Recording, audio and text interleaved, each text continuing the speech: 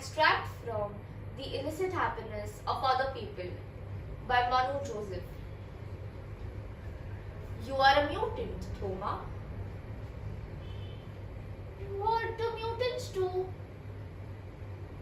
A mutant has the abilities other humans do not have. You are a mutant, Thoma. This was the happiest moment in Thoma's life, even though Unni did say, but it is a talent, Thoma. It is not a sentiment. Yeah, that's what even I thought, Unni. It is a talent. But I do have the feelings others may not feel. I can smell the earth after it rains. Many people can, actually. Really? There is something else then. Nobody else can even imagine it. Sometimes, when I am sad, when I think of how a mother talks to herself, how a father comes home drunk, and how we may never go out as a family because we don't have any money, I feel a sorrow in my throat. It then becomes a ball, and you know, Unni, I actually enjoy it. I like the pain in my throat and the way tears flow from my eyes. Someone who is looking at me may think I am suffering, but I am enjoying it too.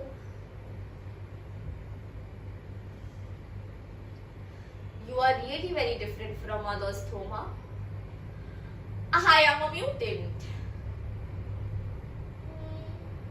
No. What you told me about makes you a unique person. People go through their entire lives not knowing what's special about them. But you found it at such an early age, Thoma. What you told me about how you feel, nobody has that feeling, Thoma. Can you think of a name for it? I don't want it to be unnamed. I want people to know that there is such a sentiment. Only the Oxford Dictionary is allowed to decide on new words, Thoma. Unni went to the phone and dialed a number. Is that the Oxford Dictionary Limited? Unni said. I want to talk to the editor, please. Sir, good morning. My brother, Thoma Chako, appears to have discovered his unique emotions. Thoma was so excited that he was choking on the spot and trying to get Unni's attention by waving his hands. What is it, Thoma? Tell him I am from St. Ignatius School. Unni said into the phone. Sorry to keep you on hold, sir. As I was saying, my brother, Thoma Chako, a day scholar at the St. Ignatius High School for Boys, appears to have discovered his unique emotions and proposes it be named. Yes, of course. What happens to him is on some days, his sorrow feels like a ball in his throat and he begins to enjoy the whole thing. Many weeks later, Unni bought him a pocket Oxford dictionary which was so new that it was still in its plastic casing. Unni opened it and showed him the word self-pity. That's the word they made for you, Thoma. Thoma held the dictionary in his nervous hands and saw with a shudder in his heart what he had done. He had created an English word, even though it was borrowed from two existing words.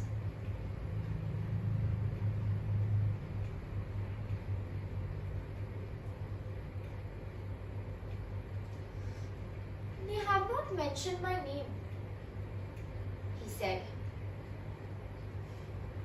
They don't mention names, Thoma. Why?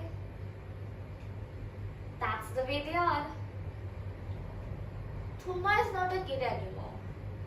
He knows what Unni had done, and he still remembers the excitement of that day. He remembers it through a happy scent.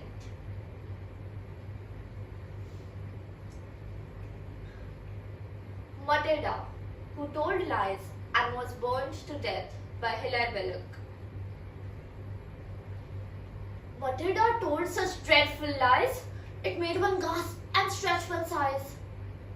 Her aunt, who from her earliest youth had kept a strict regard for truth, attempted to believe Matilda. The efforts very nearly killed her, and would have done so had not she discovered this infirmity. For once, towards the close of day, Matilda, growing tired of play, and finding she was left alone, went tiptoe to the telephone and summoned the immediate aid of London's Noble Fire Brigade. Within an hour, the gallant band were pouring in on every hand, from Putney, Hackney, Downs and Boor with courage high and hearts aglow. They galloped, roaring through the town. Matilda's house is burning down. Inspired by British cheers and louds proceeding from the frenzied crowd, they ran their ladders through a score of windows on the ballroom floor and took peculiar pains to souse the pictures up and down the house, until Matilda's aunt succeeded in showing them they were not needed. And even then, she had to pay to get the men to go away. It happened that a few weeks later, her aunt was off to the theatre to see an interesting play, The Second Mrs. Tanqueray. She had refused to take her niece to hear this entertaining piece, a deprivation just and wise to punish her for telling lies. That night, a fire did break out. You should have heard Matilda shout. You should have heard her scream and bawl and throw the window up and call to people passing in the street. The rapidly increasing heat encouraging her to obtain their confidence. But all in vain. For every time she shouted, "Fire!" they only answered, "Little liar!" And therefore, when her aunt returned, Matilda and the house were burned.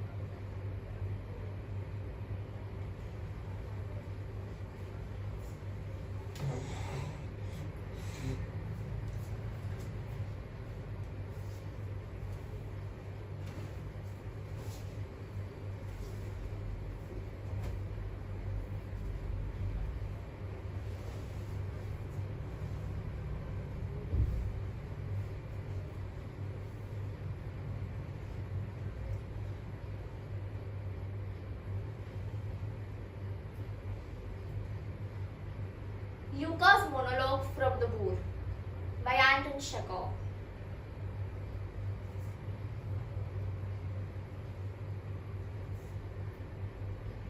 It isn't right, man.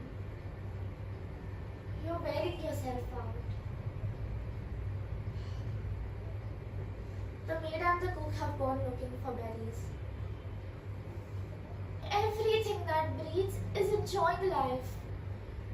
Even the cat knows how to be happy. Slips in the courtyard and catches the birds, but you hide yourself here in the house as though you were in a cloister. Yes, truly, by actual reckoning, you have not left this house for a whole year now. There you are again. It's too awful to listen to, so it is. Nikolai Mikhailovich is dead. It was the will of the Lord, and the Lord has given him eternal peace. You have grieved over it, and that ought to be enough. Now it's time to stop. One can't weep and wear mourning forever. My wife died a few years ago. I grieved for her. I wept for a whole month and then it was over.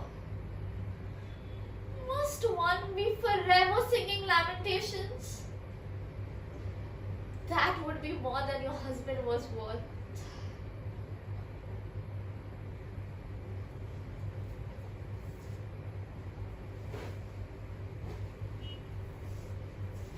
You have forgotten all your neighbors. You don't go out and receive no one. We live, you will pardon me, like those spiders. And the good light of the day, we never see. All the liveries eaten by mice, as though there weren't any more nice people in the world. But the whole neighborhood is full of gentlefolk. The regiment is stationed in the Riblov officers, simply beautiful. One can't see enough of them. Every Friday a ball and military music every day. Oh, my dear ma'am, young and pretty as you are. If you only let your spirits live. Beauty can't last forever. When 10 short years are over, you'll be glad to go out and meet the officers a bit. And then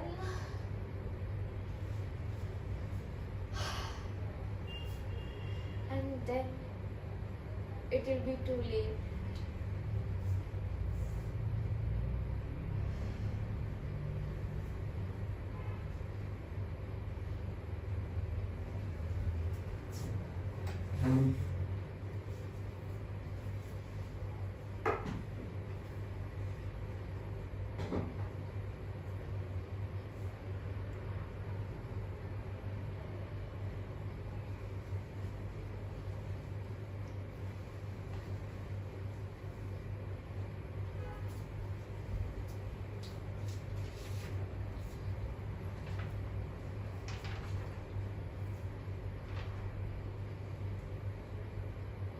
Through the Looking Glass by Lewis Carroll. But the beard seemed to melt away as she touched it, and she found herself sitting quietly under a tree, while the gnat, for that was the insect she had been talking to, was balancing itself on a twig just over her head and fanning her with its wings. It certainly was a very large gnat, about the size of a chicken, Alice thought. Still, she couldn't feel nervous with it after they had been talking together so long. Then you don't like all the insects? The gnat went on, as quietly as if nothing had happened. I like them when they can talk, Alice said. None of them ever talk where I come from. What sort of insects do you rejoice in where you come from? The gnat inquired. I don't rejoice in insects at all, Alice explained. Because I'm rather afraid of them, at least the large kinds. But I can tell you the names of some of them. Of course, they answer to their names, the gnat remarked carelessly. I never knew them to do it. What's the use of their having names? The gnat said. If they won't answer to them, no use to them, said Alice. But it's useful to the people who name them. If not, why do things have names at all? I can't say, the gnat replied. Further on, in the wood down there, they've got no names. However, go on with your list of insects. You're wasting time. Well, there is the horsefly, Alice began, counting off the names on her fingers. All right, said the gnat. Halfway up that bush, you'll see a rocking horsefly if you look. It's made entirely of wood and gets about by swinging itself from branch to branch. What does it live on? Alice asked, with great curiosity.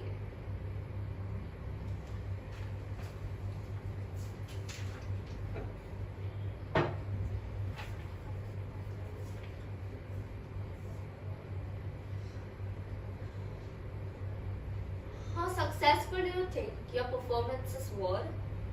What went well? My performances were better than that in the rehearsals. There was a gradual improvement every time I rehearsed. In each rehearsal, I got new aspects to focus on. Even my teacher gave me a very good feedback, which was very helpful for me. I think my prose went very well because I could differentiate between the nature of both Thoma and Unni. Because I could relate to both of their ages, then even their worries and their level of understanding was same as that of mine. Plus the fact that they were Indians too. Then I feel my monologue went very well too because I could relate to Luca's emotions, his care and his concern for Mrs. Popov. Because I've seen my close ones lose their partner and I know how deeply it affects them. So I could easily play Luca's character and visualize Mrs. Popov's worries. Then I think my poem was a bit challenging because I had to work very hard on the enjambments and the flow of the poem. Then I had to make sure that it did not sound like a song. Then even I had to get my pace on point and my pitch was consistently high. How did the writing and language help you to create your characters? So the punctuations in the prose helped me a lot to understand the plot of the prose. Then Unni was shown as this restrained character with lesser and shorter lines. He was shown, he was elder to Thoma, whereas Thoma was this hyperactive, wordy person with lack of clarity of thought, and therefore he had these longer lines. He was very impulsive because of his young age. Then I could relate to their ages, and even the language was simple, so I could easily memorize my prose piece. How did you employ your voice or body to show key moments or dramatic developments in one of your pieces? So in the poem there were many characters, for example Matilda, the narrator, the people and the firemen. So I had a lot of chance to express the emotions of all the characters. Then the poem was very chaotic and active. So I had to keep my voice loud and my pitch consistently high where required. The poem was chaotic because it showed that Matilda's house was on fire and the rush going all all over the roads, the firemen announcing to warn people that there was a fire to Matilda's house, and the little details in the poem added fun to it. For example, my disgusted face while I said little liar, which showed that people did not trust Matilda. The second time where there was really a fire to her house. Then my worried face when I had to shout fire, and I used my hands to amplify that detail because I had to call out to the people and tell them to save me. Then to show my worried face, I had to keep my eyes narrowed and my forehead creased. Then there was a point in the poem where it was mentioned that Matilda was alone in the house and she was bored, so she went and called the fire brigade. So she was playing this mischiefs with the people around her, and I had to keep that continuous smoke on my face when I played this mischievous part of her.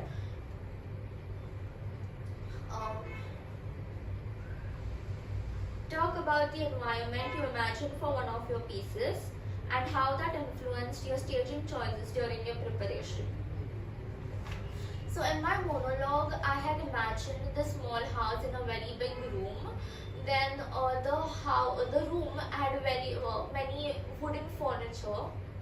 I got this idea of imagining wooden furniture from the room I am performing in.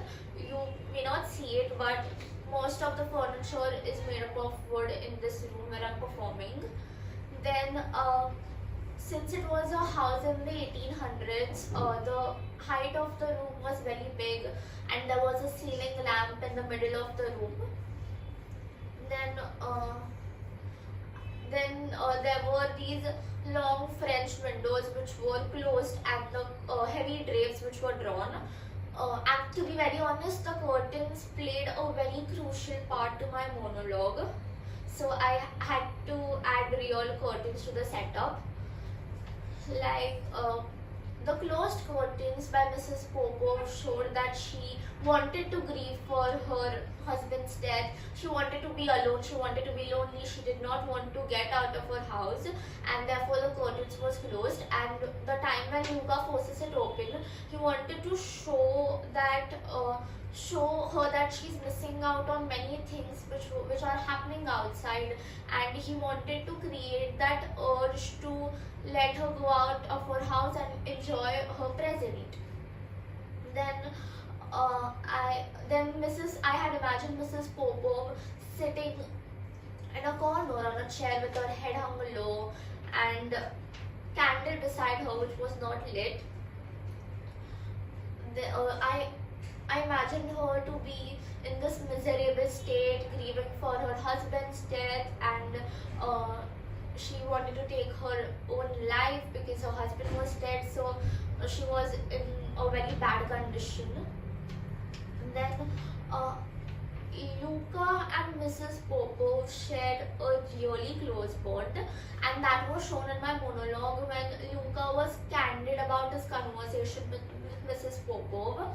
I kept the physical distance short, so short that he could go and hold her knees in order to force her to step out of her house and see the beauty which is around her. Then he had crossed all his boundaries as a domestic worker by he had crossed his boundaries as a domestic worker by engaging with her personal life, and the environment that I had imagined was a warm summer day and hot and stuffy weather.